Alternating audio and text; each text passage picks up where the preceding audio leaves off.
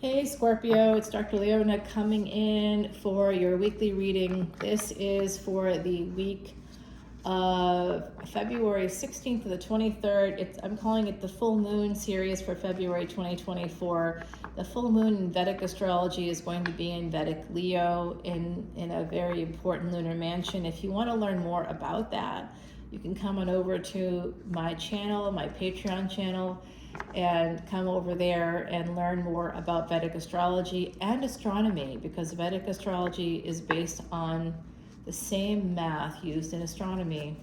I also incorporate tropical astrology. I acknowledge it. I understand how to create those charts and all those things because, you know, we do live in the 21st century and it is relevant today. Yes, it is, isn't it?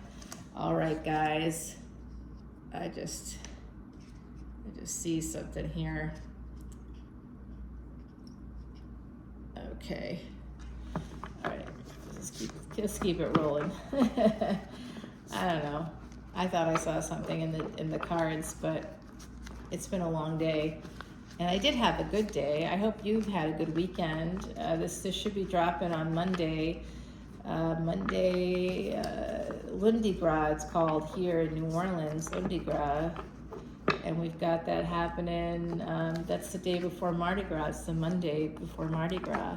And then we got Ash Wednesday coming up. Yeah, I don't think I'll be going to church on Ash Wednesday because I think I've got like a lot of clients that day. Alrighty.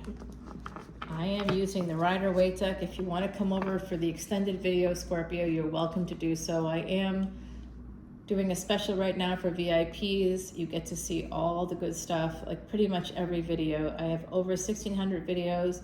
Right now, you can come in at $12.12 as a VIP, get a Vedic astrology chart and a mini consultation. I mean, it's really not a mini consultation. I just did one tonight and it was over 30 minutes. So that's a $300 value right there. It really is. That's what it costs, okay? At almost any Vedic astrologer, they charge different amounts. You'll see people that say, oh, I'll do it for 65, but they're just telling you one thing.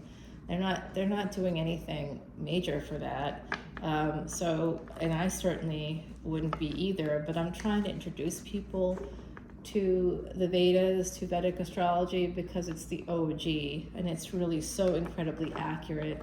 I think it will help my beautiful Scorpios especially. And you know, Scorpio, that I have so many planets in the 8th house.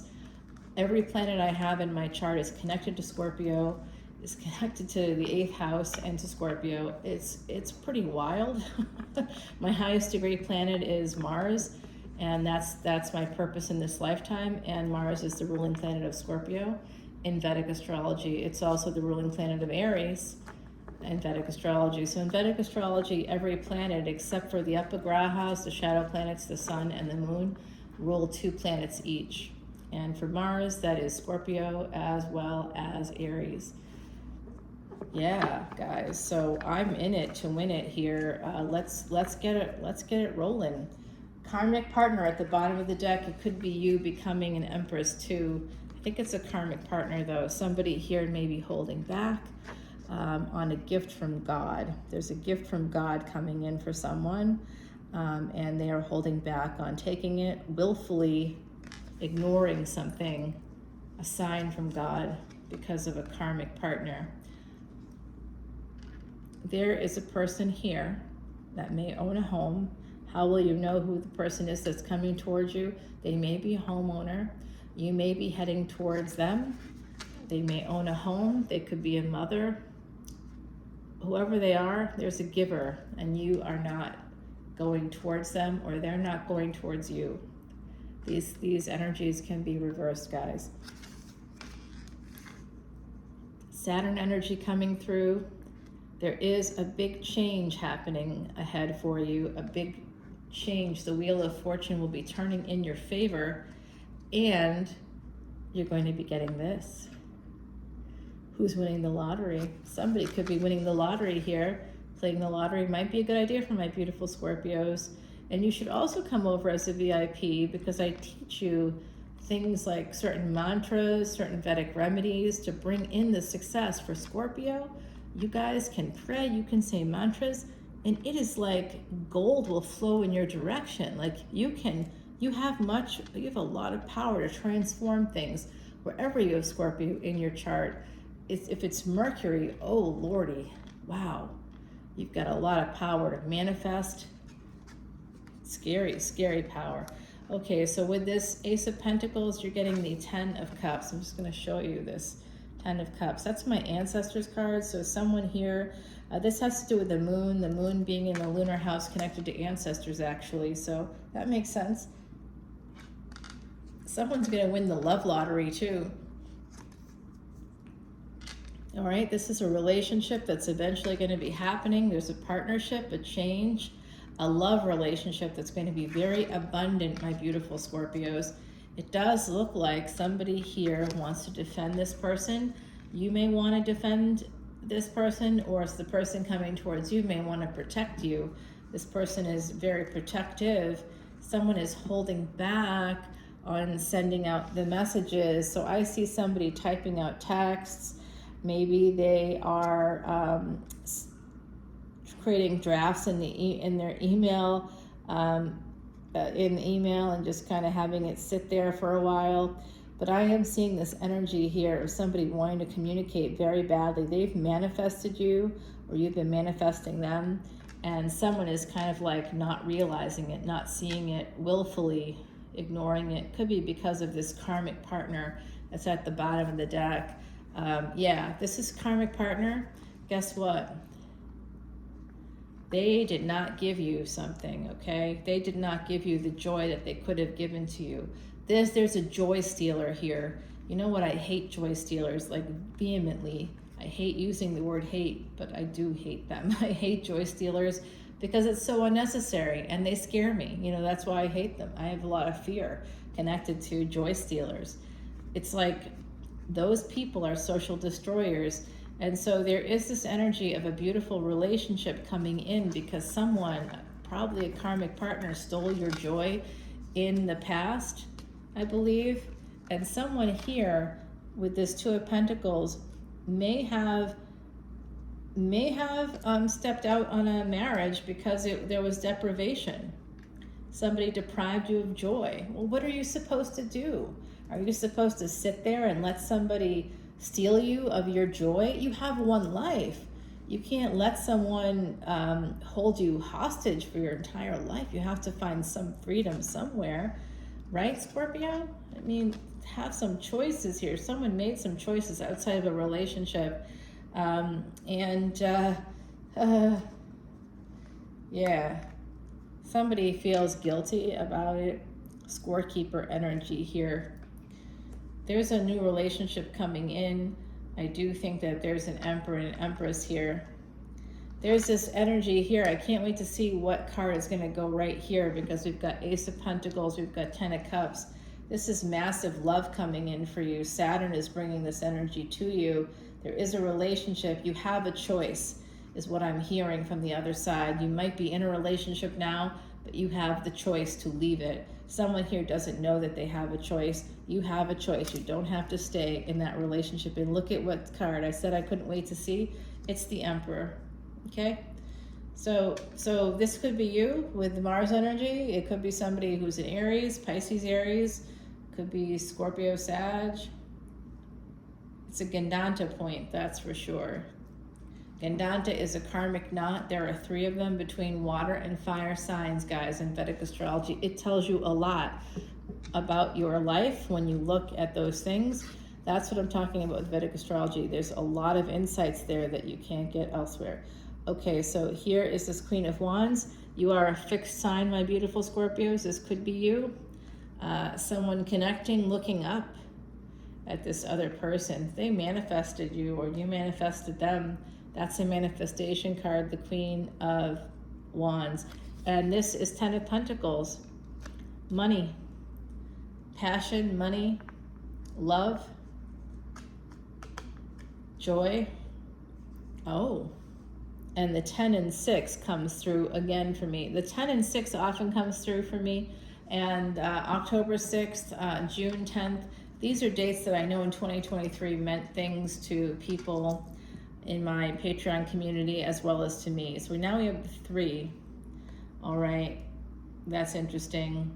Guys, we have the 3, 2, 6. Now that's a synchronicity I get all the time. Damn. There's some pain here, messages, some kind of exchange.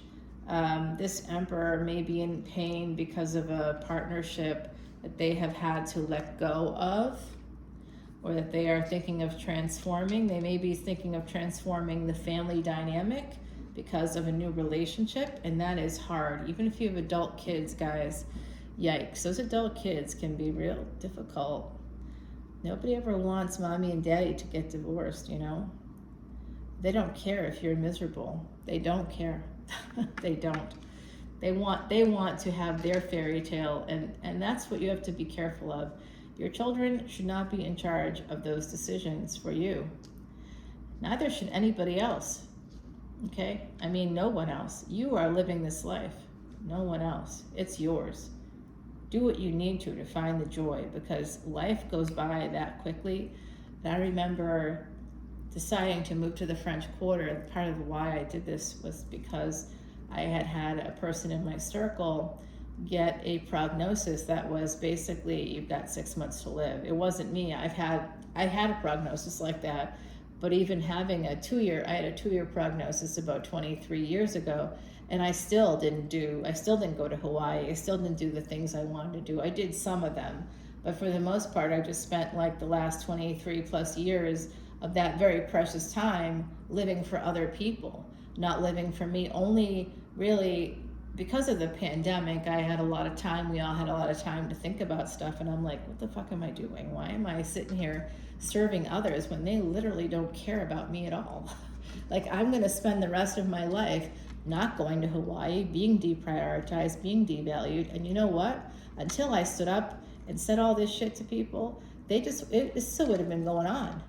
It would have been going on and on. People like us that are givers, we tend to be taken. We have to learn not to be taken. Givers have to learn not to be taken. Now that's a copyrighted line. Don't take it from me. It's copyrighted. I have attorneys who are always looking to see if anybody's stealing the copyright for my shit, so don't do it. All right, we've got someone's coming in for love. They're coming in for commitment. I'm so happy for you, Scorpio, because someone here is making that decision. Someone is realizing that they have been looking at a situation with rose-colored glasses. They haven't been seeing things clearly. Now someone is seeing things clearly. They know that there is something better in the world, and that where they've been, what they've been allowing to happen in their world was like not okay, and that we actually have control. We can make those changes. It doesn't feel like it though, right? I hear you. This is all coming to you thanks to Ketu, or the South Node in Vedic Virgo. Yes, the nodes of destiny, bringing in soulmate energy for you. There's a light being shown on what real love is, what real passion, real joy is. Someone here that's been deprived of that in other relationships is now figuring out what they need, who they need, and they will be moving towards that love. This hermit facing this new love coming in. Yes. The World card. You guys have gotten a lot of major arcanas today. Ooh, what changes things is an ending. I know. Someone's going to feel a little bit beat up about that. I don't know how you couldn't. Someone was beat up emotionally, I believe, because of the swords, and like their passion was tamped down. Their fire was put out a little bit, their inner fire, because of a marriage. They have to heal.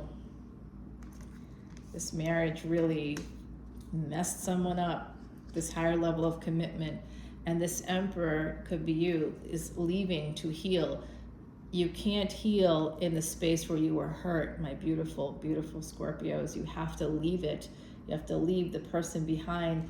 I remember moving to the French Quarter and leaving a relationship behind, and and like, but not leaving it behind, you know, just moving myself somewhere. And like, kind of every day that I was outside of the spaces where I was really, really hurt by that person, boy, did I start to see how much I have been hurt, and I was healing like in the space, and realizing every day, but you can't heal, like you get enmeshed, you know, if you're living with the person that hurt you. It's almost like a Stockholm syndrome, to be honest. It's like you're being held emotional hostage and you can't see the things that are happening to you. And like that will allow that person to like take from you, and you won't even realize it. You'll be like, okay, because you just want to keep the peace. And that's appeasement, as we all learned during World War II. It does not work. Silence is deadly, guys. I know that a lot of people are like, you just don't say anything and let things go. That's avoidance. If you have to avoid partners and having conversations, crucial conversations with partners, and by doing that, it means that you have to sacrifice so that they always get what they want. If that's your perspective even, it's messed up, and you need to go to a counselor yourself. You need a therapist yourself, and also for that relationship, because there's something wrong in the relationship.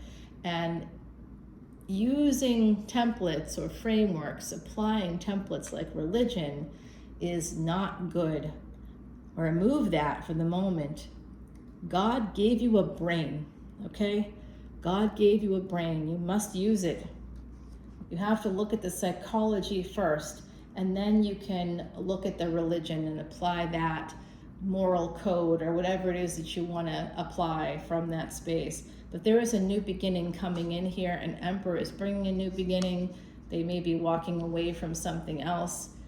They do feel a lot of regret if they're walking away from a passionate opportunity. They feel a lot of regret about that. And they may be coming in to apologize, to have a new beginning, because they also feel, someone here, I don't know who it is, I think it's an emperor, but that's what I'm getting.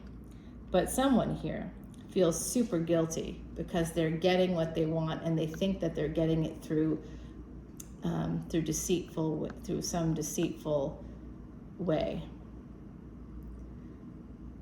I mean, I don't know what to tell you. But sometimes people put us in spaces that are impossible to navigate on our own. And until we get the courage, until we get perspective from others, it takes research. You know, you have to talk to professionals, you have to talk to family and friends, you have to get the opinion of people outside of the situation. You have to leave the situation for a little bit at least, so you can get the perspective yourself. It takes time to figure that out. So you may not even know what's happening, and maybe you meet a person that's intriguing to you, that sees things, that gives you some courage, that gives you some love and some space to be yourself, and you start to breathe, and then you're like, oh shit, that other situation is bad, isn't it? Like, you don't realize it, you know, until you're maybe a little bit in something else. You know, you get at least a fresh perspective from someone outside of it, and that gives you the space to start healing. And so you got to forgive yourself for that. That's not on you. There's a real toxic person in your energy, Scorpio. I don't know who it is. I think it's a karmic partner, but they suck. Okay, I'm just going to put it right out there. They absolutely suck.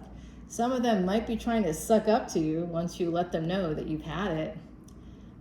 They'll be trying to suck up to you because they see that you're about to get what you want. But it's a choice. Remember, you have free will. So someone here has to make a choice. You have to stop thinking of yourself as a sinner. You're not a sinner. You are a saint, Scorpio. Remember that. You are a saint. You don't know that you're about to get this amazing thing, but the full moon's coming in to tell you you're going to get this amazing, amazing relationship. It's your star. It's your wish fulfillment. Brought to you by the 9th house. Going from the 8th house to the 9th house is going from surviving to thriving. Are you ready, Scorpio? The universe, the divine angels are coming in to tell you that you don't see this coming, but it is coming. So take the leap of faith. If you need to leave a relationship, it looks like things are going to work out for you. If you're like, should I, shouldn't I? I mean, I can't tell you what to do. You have to make that choice yourself. Can you afford to leave? I don't know. You tell me. But ultimately, someone here may have been living a lie. It looks like angels are going to help you to escape it. Oh, I love it. I love that. Through work, your career, someone here is going to get like some money is through career. You're going to be able to push through the burdens. Look for Saturn and Capricorn in your chart to get hints on how to do that, guys. Yeah, you are slowly moving towards this. I'm so happy for you. Love is here. Oh, joy is going to come in for you. The joy stealer is out. The joy giver is in. I like that. I can't say no to that. Luna. Now this is the full moon coming through for you, right?